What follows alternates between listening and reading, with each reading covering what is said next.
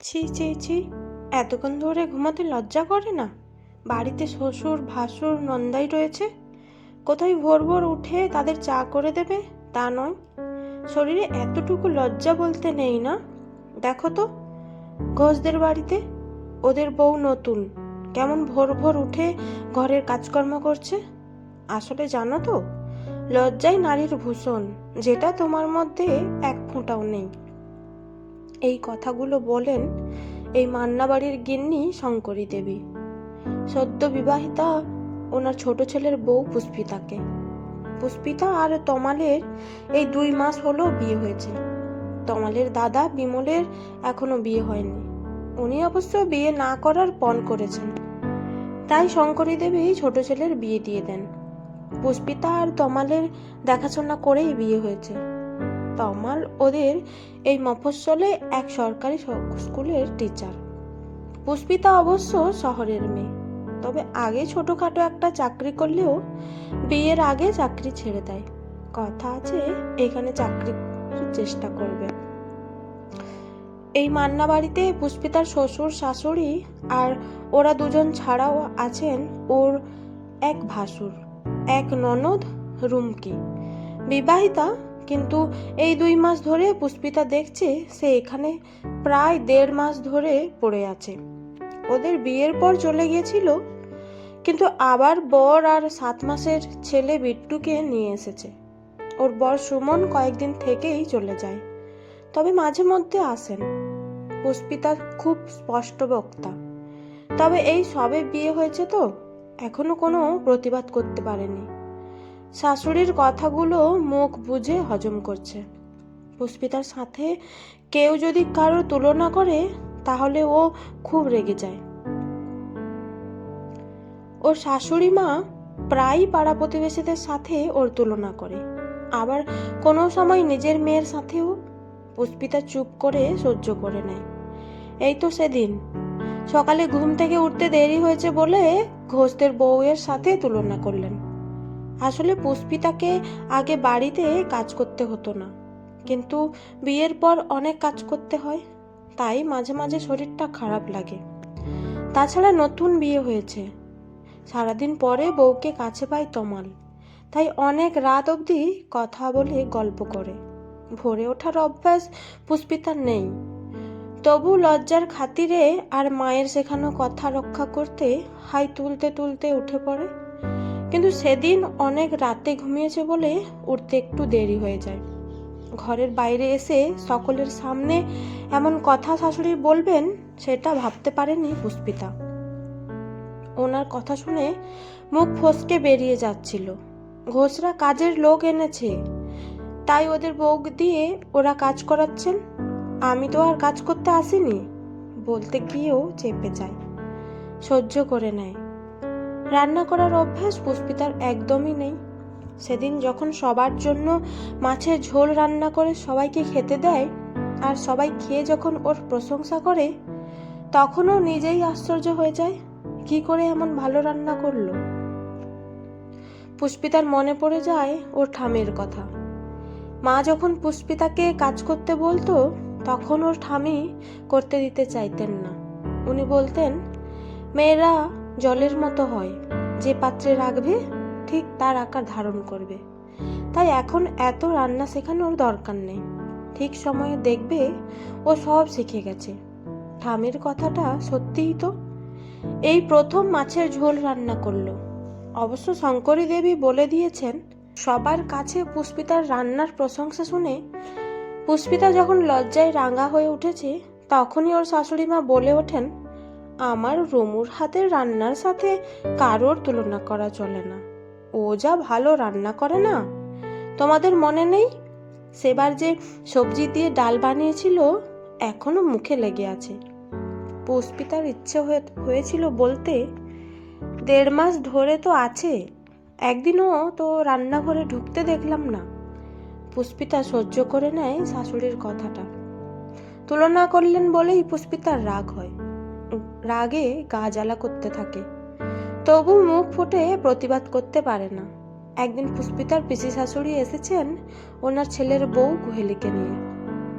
আসলে উনি ওদের বিয়েতে আসতে পারেননি, তাই আশীর্বাদ করতে এসেছেন।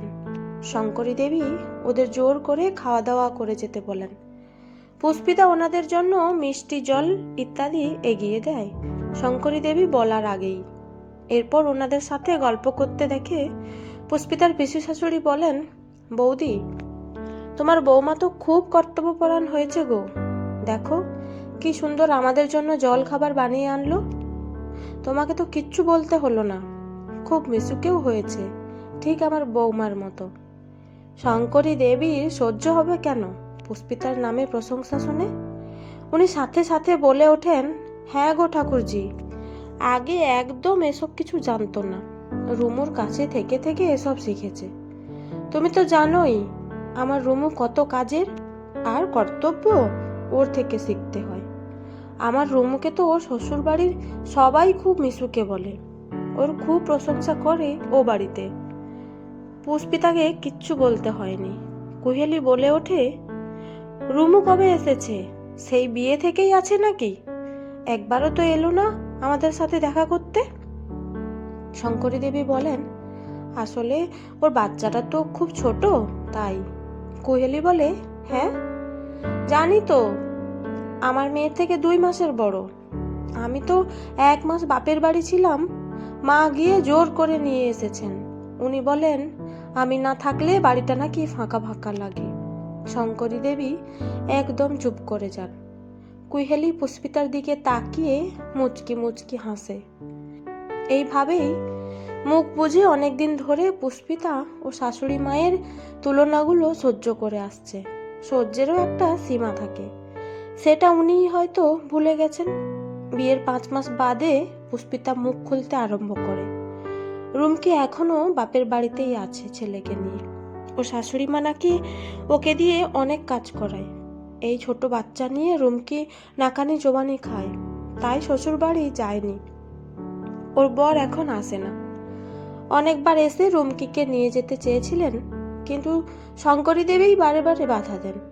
আসলে রুমকি চলে গেলে যে উনি একেবারে একা হয়ে যাবেন, আর ইন্ধন যোগাবে কে? তাই রুমকিকে শ্বশুরবাড়ি যেতে দিতে চান না। এই নিয়ে রুমকির বর রাগ করে এখানে আসে না। এই নিয়ে পুষ্পিতার শ্বশুরের সাথে ও শাশুড়ির আড়ালে আবডালে মন কষাকষি চলে। পুষ্পিতা সব লক্ষ্য করে, কিন্তু কিচ্ছু বলতে পারে না।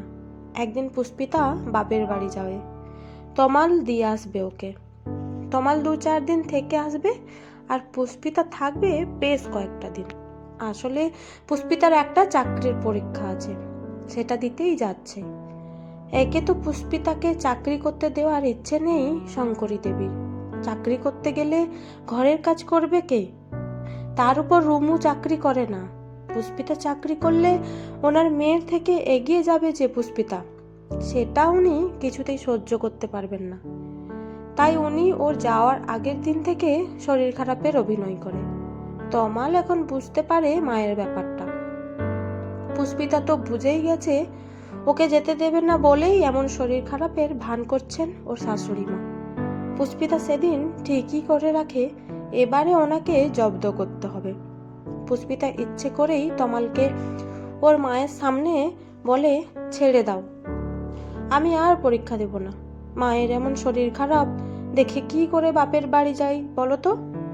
তুমি আর পরীক্ষার ফিস জমা দিও না। আমি মাকে জানিয়ে দিচ্ছি এখন যাব না, পরে যাব। কথাগুলো বলেই তমালের দিকে তাকিয়ে চোখ টেপে। তমাল বলে, ঠিকই বলেছ, আমি তাই করি, তুমিও বাড়িতে জানিয়ে দিও। এই কথা শুনে তমালের বাবা খুব রাগ করেন। বলেন, এত বড় সুযোগটা হাতছাড়া করিস না ছোট খোকা, বৌমাকে পরীক্ষাটা দিতে দে। তমাল নিরুত্তর থেকে ঘর থেকে বেরিয়ে যায়। পরের দিন সকালে শঙ্করী দেবী একদম সুস্থ হয়ে যান। সকাল থেকে উঠেই আরম্ভ করে দেন ওনার বাক্যবান। পুষ্পিতা সেদিন ঘুম থেকে উঠেই রান্নাঘরে ঢুকে রান্না বসিয়ে দেয়। সেদিন ছুটির দিন বলেই জলখাবারে লুচি আর আলুর দম বানায়। সবাই খেয়ে খুব প্রশংসা করে। সেটা শুনে শঙ্করী দেবী আর চুপ থাকতে পারেননি। উনি বলে ওঠেন, আমার রুমুর হাতের এই আলুর দম খুব ভালো খেতে হয়। ওর শ্বশুর মশাই তো বলেন, বৌমা, প্রতি ছুটির দিনে তুমি এই আলুর দম করে দিও, তোমার হাতে জাদু আছে গো। ও লুচিও খুব সুন্দর বানায়। সাদা সাদা লুচিগুলো যখন ফুলে ওঠে তখন ওর শাশুড়ি মা বলেন, কোথা থেকে এমন কাজ শিখেছো গো বৌমা? নিজেই নিজের ঢাক পিটিয়ে আবার বলেন, আমার পেটের মেয়ে তো। এ তো আর ন্যাকা মায়ের পেটের মেয়ে নয় যে ঘর সংসার ছেড়ে চাকরি করতে যাবে। শাশুড়ির সেবা করা ছেড়ে বাপের বাড়িতে গিয়ে বসে থাকবে। পুষ্পিতা আর সহ্য করতে পারেনি ওনার কথাগুলো। বলে ওঠে, ঠিক বলেছেন মা, আসলে জানেন তো, ভালো চাকরি পেতে গেলে পেটে কিছু বিদ্যে থাকা চাই, যেটা রুমুর পেটে নেই। শুনেছি তো ক্লাস 8 পর্যন্ত পড়তে গিয়েই 4 বার ডিগবাজি খেয়েছে। ওই বিদ্যে নিয়ে শ্বশুর বাড়িতে ঝিগিরি করা যায়, ভালো চাকরি নয়। আর এই ঝিগিরি করতে হয় বলেই তো ওকে শ্বশুর বাড়িতে পাঠাতে চান না। আর একটা কথা ঠিকই বলেছেন, আপনার মেয়ে ন্যাকা মায়ের মেয়ে নয় বলেই লাজ লজ্জা ভুলে দিনের পর দিন বাপের বাড়িতে পড়ে আছে। আমার মতো হলে লজ্জায় মুখ দেখাতো না। তাছাড়া ওর শ্বশুর মশাই বা শাশুড়ি মা সুযোগ পেলেন কোথায় যে লুচি আলুর দম খাবেন? আমি তো এসে থেকেই দেখছি রুমু এখানে পড়ে আছে। ওর কথাগুলো শুনে ও শ্বশুর মশাইয়ের মুখ দেখে মনে হচ্ছে খুব খুশি হয়েছেন। উনি হাসতে হাসতে বলেন, বৌমা, আরো 2টো লুচি দাও, সাথে একটু আলুর দম দিও, কিন্তু তোমার হাতে না জাদু আছে। শঙ্করী দেবী পুষ্পিতার কথা শুনে থতমত খেয়ে চুপ করে যান। পরে যখন ওনার স্বামীর মুখে হাসি দেখেন এবং আরো লুচি আলুর দম চাওয়া দেখেন, তখন স্বামীকে বলে ওঠেন, মরণ। এতগুলো কথা বলে পুষ্পিতা নিজেও খেয়ে নিয়ে কাপড় পরে রেডি হয়ে তমালের হাত ধরে বাপের বাড়ির উদ্দেশ্যে বেরিয়ে পড়ে। যাওয়ার আগে শাশুড়ি মাকে বলে, রুমু রইল, আপনার সেবা করবে। পুষ্পিতার কাছ থেকে এমন মোক্ষম জবাব পাবেন শঙ্করী দেবী ভাবতেই পারেননি। যথাসময়ে পুষ্পিতা বাপের বাড়ি থেকে ফিরে এসে দেখে রুমকি তার শ্বশুর বাড়িতে চলে গেছে। এখানে অনেক খাটাখাটনি হচ্ছিল না? এখানে খেটে খাওয়ার চেয়ে শ্বশুর বাড়িতে খেটে খাওয়াকে হয়তো সম্মানের মনে করেছে, তাই বিদায় নিয়েছে। আর সব থেকে বড় ব্যাপার হলো শঙ্করী দেবী একটু রোগা হয়ে গেছেন এবং মুখের বুলি কিছুটা কমে গেছে। আসলে দোসর চলে গেছে তো তাই। এমন জবাব পুষ্পিতার আগেই দেওয়া উচিত ছিল, তবে পরে দিয়েও খারাপ কিছু করেনি। তবে স্বভাব যায় না মরলে, তাই কিছুটা তুলনা থেকেই যায়। কিন্তু সেটা আর রুমকির সাথে করেন না শঙ্করী দেবী। তুলনা করার সাথে সাথে উপযুক্ত জবাবও পেয়ে যান, তবু থামেন না। একেই বলে স্বভাব।